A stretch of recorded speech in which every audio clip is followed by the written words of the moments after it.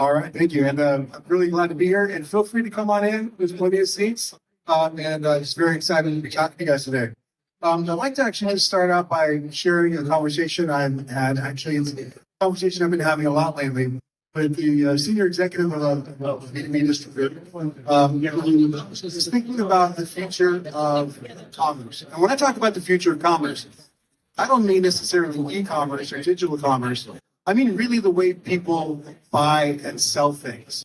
And so we all know that in B2B distribution, it's still very much built on personal relationship. It's still really based on personal selling. A salesperson selling to somebody who's looking to buy something. And one of the things that I keep getting asked is, knowing that there's a generational shift coming and knowing that more and more people are demanding better digital experiences in their B2B buying, the question is, what should we invest in and when should we invest in it? And I always find the question a little bit funny not because of who's asking the question, but because I know who's not asking that question. And that's these guys. Now, everyone likes to use these guys as the big boogeyman is going to come and steal everybody's cheese. But what they're actually doing is they're teaching people how they're going to buy. They're setting the expectations your customers are going to have for you in B2B, B2C, and any other way that you want to interact with them through digital channels.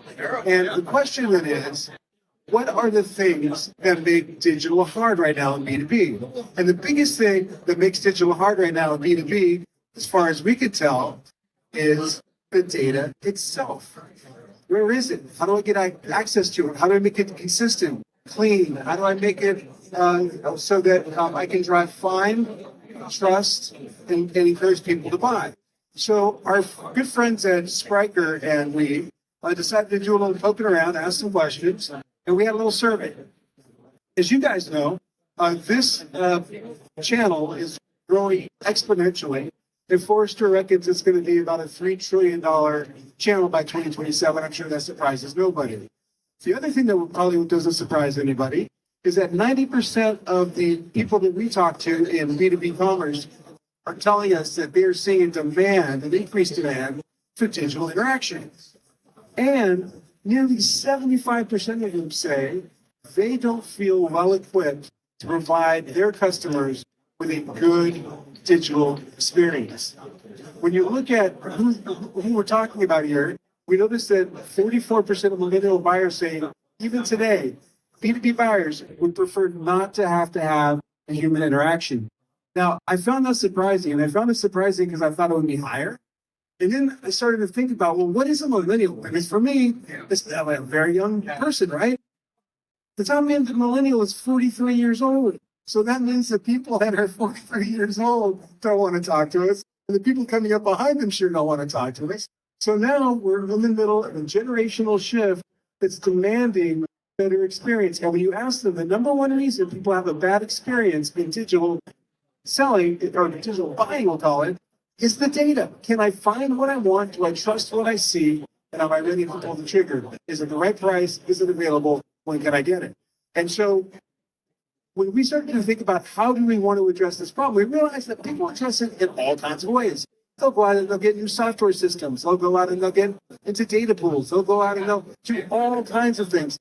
They'll roll up their sleeves and get their team working diligently on trying to get the data pool together. And what do we realize about the data? It's sitting in your ERP. It's not a lack of products to sell. You have plenty of products to sell. You have plenty of products to sell online. What don't you have access to? Channel-ready data. It's everywhere. It's in your ERP. It's in spreadsheets. It's all over the place. So what do we need to do? We need to figure out a way to get that data out and available in digital channels. And a couple of things that we find when we try to drive the find and the trust part of the equation is we find that people are having trouble with data structures. Data is structured in many different ways to support many different business operations and many different systems. But how is it structured to really drive optimum selling? And not just optimum selling, optimum data management to make sure that I'm flexible enough that I can hit the digital channels when I need to. And then once I do that, once I structure it well, once I realize is that I don't have enough of it. I don't have enough attributes available for people to find things. I don't have great descriptions because I got old, nasty ERP descriptions. And so what we did was working with our customers, we came up with how we want to address this problem. The way we want to address this problem is we hit it with all aspects. So we're not going to just come and sell you some software. We're not going to just come and give you data services. We're not going to come and just build you a data pool. What we're going to do is we're going to look at how we call it SKU building. And the idea is that taking people out of the equation right now is not practical. So what we have is we have data scientists and category level experts that help drive how we bring this data to channel to market for you. The other thing that we do is we say, okay, well, we've got a lot of experience, meaning we've got backbone taxonomies that are sitting there that we've been doing for years. We can reuse that stuff. We can repurpose a lot of the attributes and schemas and things that we've been doing. But the other thing that we can do is we can apply smart technology. Everybody talks about AI, and now we've figured out how to apply AI to very specific data challenges so that we can help you drive better quality data to channel at scale, and most importantly, quickly and affordably. That's the real key. So many people don't even get into it because they realize it's such a heavy lift, they feel like they can't afford it. What I would encourage you guys to do is not think about how much is it going to cost me to get my data right. The question is, how much am I going to invest in this asset to drive better digital outcomes, not just today, but into the future? So the one thing that I want to encourage you guys to do is to realize that this isn't something you're going to do now for some future that we can't see. We know it's coming. We can see it. We can see the momentum building. What I'm telling you is that if you do this work, you're going to see market increases in findability. You're going to find market increases in trust. And that is going to drive conversion. That is not a tomorrow thing. That is in a next 6 month thing. And so one of the things we like to do at Pivotree is help you understand today how you're going to improve your data to unlock the value that better data is going to bring into your digital channels. People will say, hey, I don't know if we're going to be able to drive adoption. Are we waiting for adoption and then we make it better? Or do we make it better to drive adoption? Because if we make it better, they'll adopt. They're begging for it, I promise you. So that being said, we've got a number of case studies. We've done quite remarkable work with a number of MRO firms, some of the largest in the industry. And so I want to encourage you guys to come and chat with us about some of the great experiences that we've been able to deliver for our customers and see how we might be able to deliver that for you.